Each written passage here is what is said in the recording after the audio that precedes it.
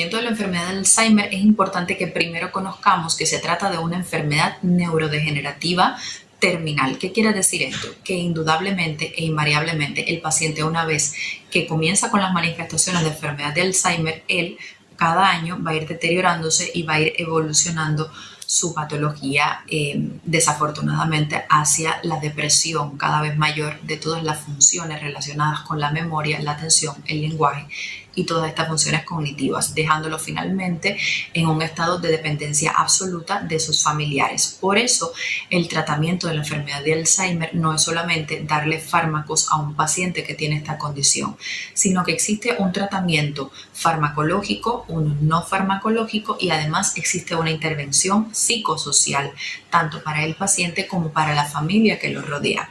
El objetivo fundamental de toda esta forma de abordar el tratamiento del Alzheimer es brindarle una mejor calidad de vida a ese paciente en sus últimos años y también de brindarle pues el apoyo a la familia, que de verdad que van a pasar unos momentos sin precedentes en la historia de ese núcleo familiar.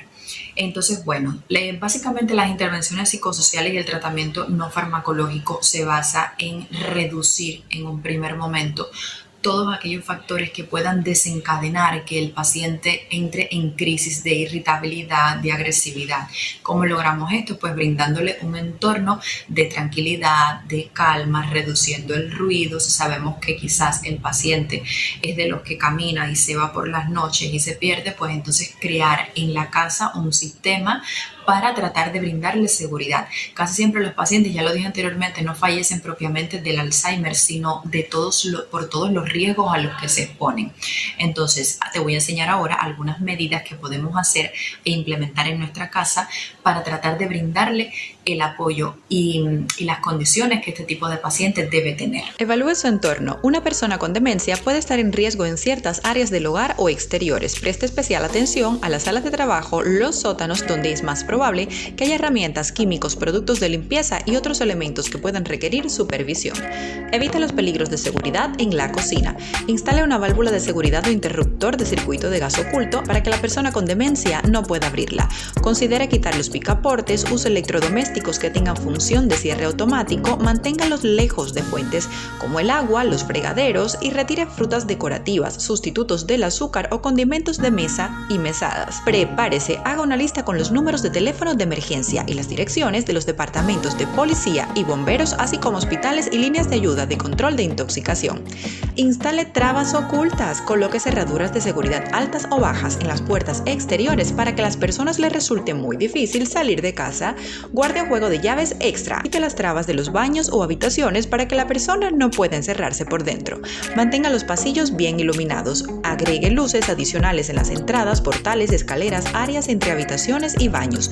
Coloque medicamentos en un cajón o gabinete cerrado para ayudar a garantizar que se tome los medicamentos de forma segura. Use un organizador de comprimidos o lleve una lista diaria o marque los medicamentos cuando se toman. Deshágase de los objetos que puedan causar tropiezos. Mantenga los pisos y otras superficies ordenados. Retire objetos como estantes de revistas, mesas de café y también lámparas de piso. Controle la temperatura del agua y la comida. Para la persona con demencia puede ser muy difícil distinguir entre lo que es frío y lo que es caliente, pudiendo ser muy frecuente las quemaduras en estos pacientes. Instale una ducha de pie para evitar lesiones de baño. Agregue barras de sujeción a la bañera, ducha y el borde del tocador para permitir movimientos independientes y seguros. Agregue pegatinas texturadas a la superficie resbalosas. Apoye las necesidades de las personas con Alzheimer. Intente no crear un ambiente demasiado restrictivo en la casa. El hogar debería alentar la independencia y la interacción social. Entonces, en relación con el tratamiento farmacológico, los fármacos que se van a indicar ya sabemos que no van a curar la enfermedad, pero sí van a tratar de paliar, de disminuir un poquito la intensidad de los síntomas de estos pacientes. ¿Cuáles serían los fármacos que yo voy a utilizar? Bueno, primeramente, si mi intención es tratar de mejorar lo que es la esfera cognitiva, tratar de mejorar un poquito la apatía del paciente, esta irritabilidad, podré utilizar los fármacos anticolinesterásicos. Habíamos visto cuando hablamos de los mecanismos de producción de la enfermedad, había una teoría que hablaba que cuando los pacientes tenían un déficit de la acetilcolina, que es un neurotransmisor cerebral, pues desarrollaban las manifestaciones. Bueno, pues la comunidad médica creó estos fármacos para tratar de mantener estables los niveles neurológicos de acetilcolina. Y estos fármacos se llaman así, los anticolinestérasicos. Y aquí está, por ejemplo, el caso del donepezilo y está también la ribastigmina. Son fármacos realmente muy buenos, tienen muy pocos efectos adversos y ellos, aunque invariablemente no van a cambiar el curso de la enfermedad, sí que van a disminuir un poquito, van a mejorar un poquito las capacidades funcionales del paciente. Por otra parte, cuando la enfermedad ya se hace moderada, cuando tiene una demencia moderada, en este caso pudiéramos utilizar memantina. La memantina es un medicamento que tiene un mecanismo de acción un poco diferente.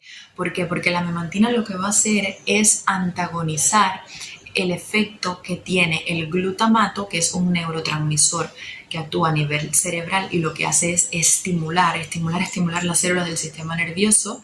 Bueno, pues la memantina lo que va a hacer es bloquear un poco que el glutamato se una a ese receptor y desencadene esa sobreestimulación. ¿Qué es lo que pasa? Que cuando el glutamato sobreestimula el sistema nervioso, que es lo que ocurre en esta enfermedad de Alzheimer y en otras como por ejemplo la enfermedad del Parkinson, la esclerosis múltiple, que son enfermedades neurodegenerativas también, se va a crear una toxicidad cerebral. O sea, tanto se sobreestimula la neurona, tanto que llega el momento en que existe una excitotoxicidad. Es tóxico, es malo toda esta cantidad de excitabilidad que llega a la neurona y finalmente la neurona muere.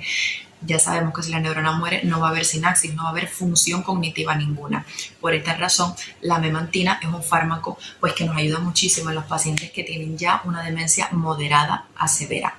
¿Qué otro fármaco pudiéramos utilizar? Bueno, si el paciente ya está en una fase muy avanzada, que ya tiene alucinaciones, que está muy agresivo, que ya tiene una desconexión total con el medio, que ya tiene alucinaciones, escucha personas, habla con personas, incluso grita, toda esta fase ya psicótica de la enfermedad que puede presentarse, pues entonces utilizaríamos los antipsicóticos.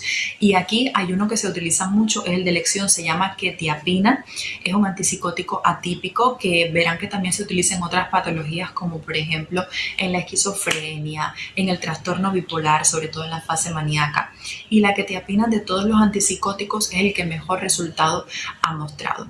Entonces, bueno, con este grupo de fármacos también podemos un poco controlar las manifestaciones psicóticas que va a tener el paciente. Cuando yo digo psicosis, son manifestaciones que realmente muestra un paciente que se ha desconectado absolutamente con la realidad.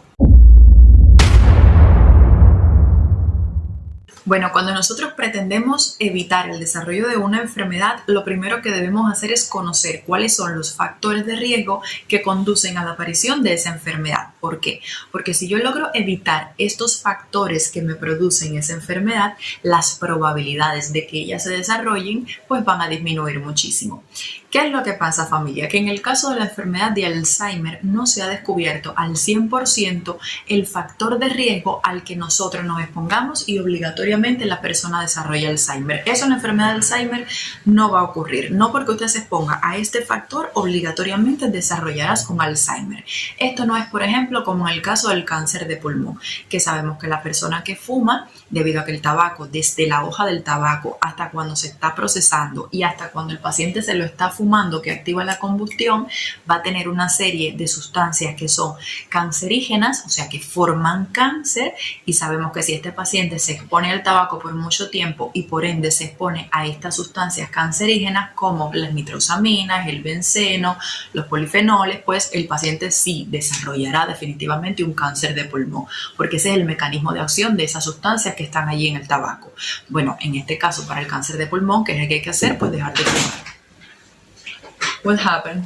A few minutes later. Bueno, familia, pues como le iba diciendo, si un paciente se expone de forma repetitiva al tabaco, pues sí, va a desarrollar cáncer. Pues en el Alzheimer esto no ocurre de esta manera. De todas maneras, se ha identificado que los pacientes que desarrollan la enfermedad se han relacionado, algunos de ellos, con 12 factores fundamentales que The Lancet los ha identificado y sobre los cuales en el día de hoy pretendo que ustedes conozcan para que traten de evitarlos y de esta manera pues reducir un poco el riesgo que supone. ¿Cuáles serían estos factores de riesgo? Los 12 factores reconocidos como The Lancet inductores de la enfermedad de Alzheimer y los que debemos evitar son menor nivel educacional, hipertensión arterial, discapacidad auditiva, tabaquismo, obesidad, depresión, inactividad física, diabetes mellitus, escaso contacto social, consumo excesivo de alcohol, traumatismos cráneoencefálicos y también la contaminación del aire. Factores que debemos evitar. Bueno, familia, esto es todo lo que tenía para presentarles con relación a la demencia y la enfermedad de Alzheimer. Sé que ha sido un programa un poco largo, de hecho me ha tomado 2 días en preparar el programa porque en verdad en la clínica hemos tenido muchísimos pacientes complejos que requieren verdaderamente toda mi concentración, toda mi atención y bueno, mi prioridad definitivamente son los pacientes. Entonces bueno, espero que el programa les haya sido instructivo. Sé que van a tener 300 millones de dudas, es completamente normal. Ustedes en este caso lo que tienen que hacer es escribirme como lo están haciendo muy bien. Continúenme escribiendo y yo en la medida de lo posible les estaré respondiendo sus dudas. Entonces bueno, ahora sí no me queda más, como les he dicho siempre, que mandarles muchos besos, muchos abrazos, cuídense muchísimo, que tengan un magnífico fin de semana y nos vemos aquí en Esquina Médica el próximo lunes. Chao.